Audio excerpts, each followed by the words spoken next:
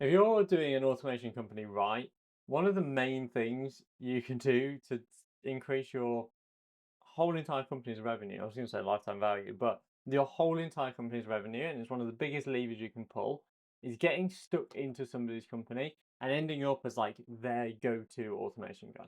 That is 100% one of the biggest levers you can pull. And therefore, you need like literally 10 clients that pay you £1,000 a month, and then you're on 10K a month. You need 5 clients that are paying you 2 grand a month. You need one client that's paying you 10 grand a month. Like genuinely, we right now we have two retainers that are bigger than our usual ones. We've got a 10K retainer and a 20K retainer. 2250 actually, so £22,500 every single month they pay as a retainer of that for us to build automations for them. Can you comprehend that? Like, I do you know how long it took me to get to 20K a month? Ages. I didn't know all of the things I know now, which is I could do it again in 2 days. In fact, I can do it again with one client. But it's not difficult, and once you're in somebody's company and it becomes sticky like that, then you've got all of the opportunities.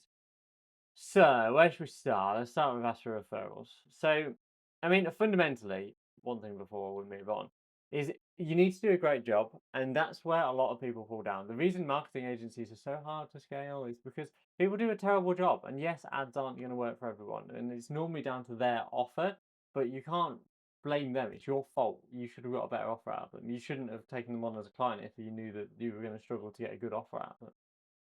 So these are all factors that you need to like. If you just sit and think about it, then you're like, right, okay, yeah, it is my fault.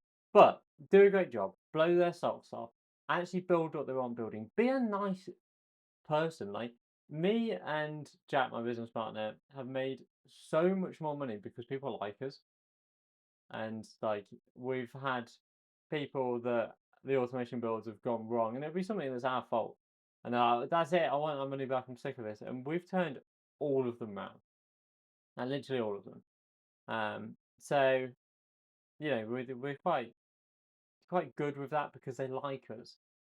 And it's like we're a human, they're a human. We connect outside of just business and transactional things. So it works. But yeah, so anyway, back to referrals.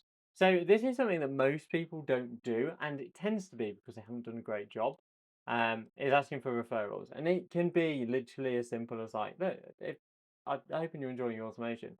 Have you got anyone else that you think would benefit from my help with automations and stuff like that? Do you know any other business owners? One of our biggest referrals, where we ended up actually redesigning a whole entire website. It was thousands and thousands of pounds that they ended up building out their website, automating their pricing structure, automating their booking system, literally everything on their website for them, and was off a referral. And do you know how easy that sales call was? Dead easy. And most people don't think about that. It also means that like if I'm referring you to my business partner or a business friend or somebody I go and play, I don't leave the house, go and play something with. I've got nothing. Go out for dinner with. I do that every now and then. That referral, I would have explained it in a different way than you do. Because you're coming from the technical side, which is something that they understand. I would have just been like, oh yeah, they built me a really cool automation. It's great. It does X, Y, Z. Like, excellent, perfect, cool. Um, but yeah, so they will basically do some pre-selling for you, and they will sell it in a way where it's like, okay, this is interesting. They can comprehend it better. Which way should we go now? Let's go down. Okay, so be ready with an upsell. This is one of the key things to transitioning somebody into a long-term client is knowing what your next step is. Like, what are you going to sell to them after that point? If you've done the discovery call right, there's a 1,000,000% chance you will have sat and looked at more than one automation for them. Unless somebody's come to you being like, I want this and this only. There's almost always other automations that come up in the discovery. You know, what do you spend all of your time doing? What if we could help with that? Da, da, da, da. All of these are things that like you can be ready to upsell. You keep a list of them, log it under a client, and we've got a Google folder which has all of our clients in. And in that is a list of like automations that they want building. So as we go through, we're touching base with them, we're having conversations with them, we're getting to understand the business more. So at the end of it, you can turn around and go, right, okay, automation's all done. Give it some testing. Which one do you want to do next? And then it's not like it's just assuming that they want to automate the rest of it. Some of them might be like, oh, I just want to see how this one goes.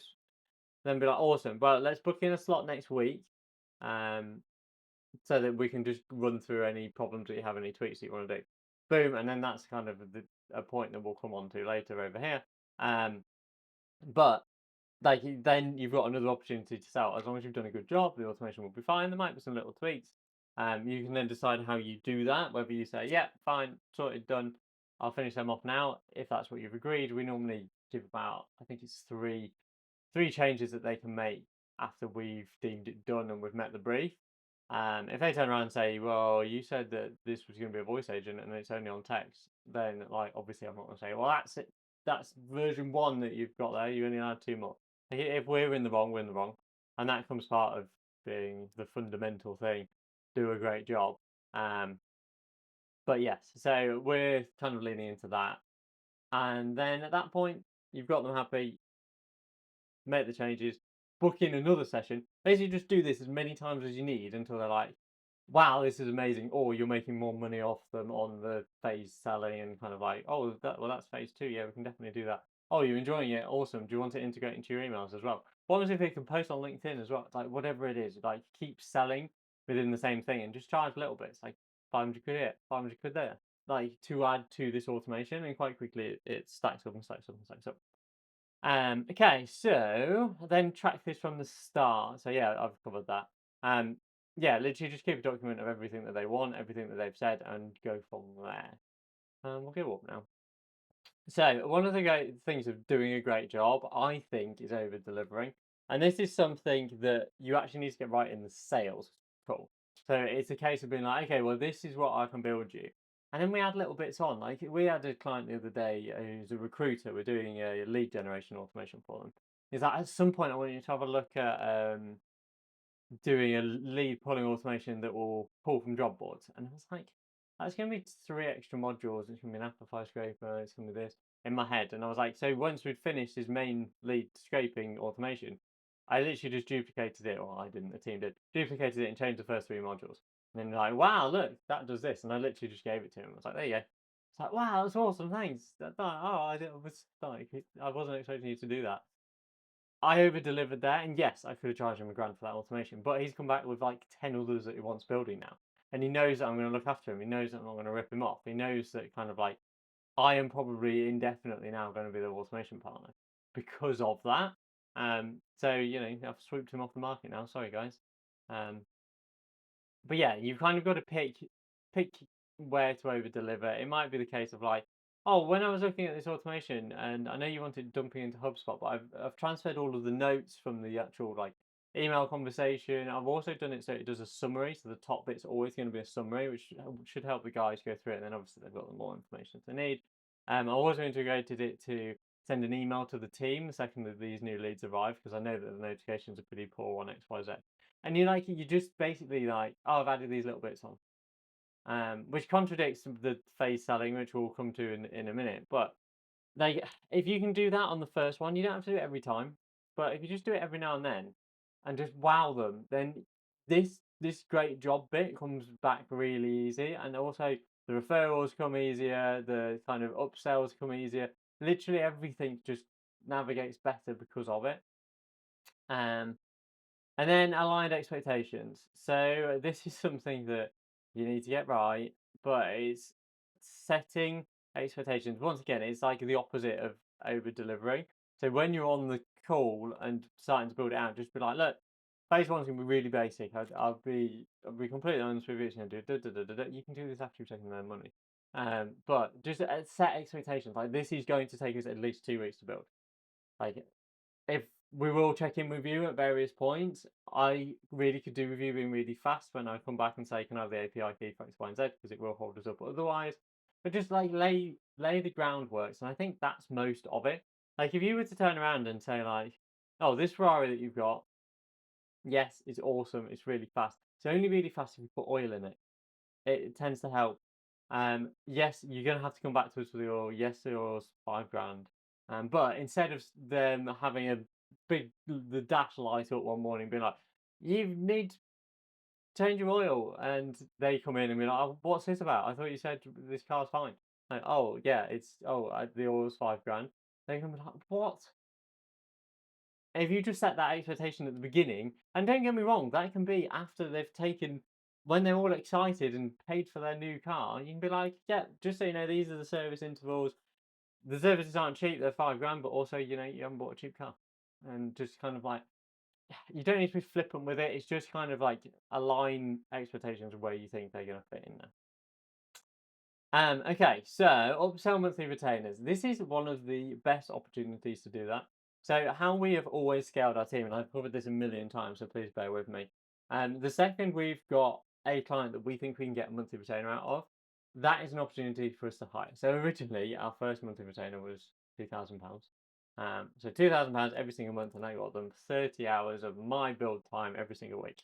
First thing I did was go on to Upwork, hire a guy for I think it was £1,700 because I was fairly new at this, a month for 30 hours a week. So I'm giving these 30 hours a month. I'm getting 30 hours a week, 4 weeks, and so I'm getting 4 times as many. And all I was doing then was getting him to build my automations if we require, or I was getting him to build client automations. So I basically had a full-time member of staff building all of the automations, and then I look at the cost, and it's like, okay, they've cost me nothing because this retainer's covered all of their costs. And that's how we've scaled the whole entire team. It's just getting those monthly retainers. So, for example, the 22 grand client that we've just signed a couple of months back, that's paying us a retainer every month. We went and built added 6 people to the team to cover that because I know for a fact their wages are covered. And then we can do other stuff. We can do other projects. We can do. We're automating a lot of our processes internally, because you always become the bottom of the list the second you become busy. So yeah, that's a great opportunity there. And then phase building. So how do I describe this? So we have a mentee at the minute that's on phase 7 with a client. And he's basically just charging an hourly rate after that point. So that's another thing that you can do as part of the sales call. Is like, look, it's gonna be 5 grand to get to this point. Anything else you want adding on, we charge $50 an hour, $200 an hour, whatever it is, pounds, rupees, whatever you want to charge. Monopoly money, go for it. But yeah, so once you've got, just align that expectation and say, yeah, this is what the phase build is, this is what we're doing. Once that's done, we can then move to phase 2, and that'll just be an hourly rate. Is that okay? If on the off chance there's something else you want to add in, or extra features once you're using it that you want changing, or whatever, But you've got your three changes anyway, so if we've missed the mark on any of it, that's fine, don't worry. I guarantee you they'll say yes to that straight in the contract, and then when they come back, be like, "Oh well, I want this change," and be like, "Yeah, that's fine, no problem. Should we class that as phase 2?" Because we've done everything on the original brief, and then be like, "Yeah, sure, why not?" And be like, "Okay, so that just moves to our hourly rate. That's fine." And then just bill them, send them an invoice, and be like, "Yeah, this is phase 2 done. It's taken 30 hours. There you go." That's what I would do. It works quite well. You can kind of scale it up that way as well. So, it was 13 minutes of how basically you can scale your business just by simply doing a good job. It's that simple. But these are kind of like the pillars that surround it. So if you get those right and do a great job, then that's kind of key. The other thing with doing a great job is these things take longer than you expect, and all development projects do. Like we work on big development projects. We put bids in for hundreds of grand's worth of work and stuff like that because we've now got a team that speak a different language and develop stuff and can build stuff in JSON and everything else. And it just goes straight over my head, but I can sell it. So that's kind of where I fit in with all of this. And doing a great job allows you to kind of build that remit and everything else. So like if you wanted to speak to 52 customers about how awesome their automations are, I could do that tomorrow. But it's because I've done a great job and I've taken that time and sat and done the homework and made sure it's right and just cared. And you're if you're fairly new at this, you might be doing £1 million a month. But if you're fairly new at this, you've got that massive opportunity. And if you are at £1 million a month, you've probably got this bit right. But make sure that your team knows that this is a big factor. Like incentivize that. Um, we take on our automation builds, we take 50% upfront and 50% on completion. You don't get that 50%. That is where the majority of the commission for everybody involved comes from, because that's the only one that matters. Like the end payment is the only thing that matters. The upfront bit it doesn't matter. Like the money isn't yours until they've given you the second bit and gone, here you go, because they could charge back, they could kick off, they could ask for a refund. Like it doesn't exist. That first bit doesn't exist until they're happy. So one of the biggest levers you can pull is just doing a good job. And if you can bullet point that and SOP that and be like, these are the things that make a good job, then do that. Like if it's a weekly check-in, if it's a loom that you send every week, like what is it that gets your customers happy, and just track that data. Yes, don't get me wrong, it's different because it's not like, oh, I've done this and made X revenue, but you can still do a lot of it just by kind of feel and also tracking and seeing how people are happy, and just ask them. Like clients are one of the best people to give you feedback. Like if you think that there's something missing from your business or the product or whatever, like ask people why they bought from you. It's something that gets completely overlooked. But yeah, okay, good luck. Go smash that, and I will see you on the next one.